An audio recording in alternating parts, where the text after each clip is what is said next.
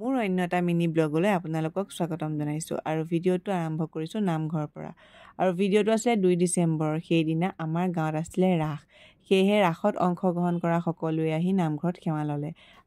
আৰু তাৰ পাছত এয়া কেইটামান ভিডিঅ' বনাই ল'লোঁ ট্ৰানজিশ্যন কৰিবৰ কাৰণে। আৰু তাৰ পাছতে পংকজ দা আহিলে, তেওঁ বৰ ধুনীয়াকৈ মোক মেকআপ কৰি দিলে।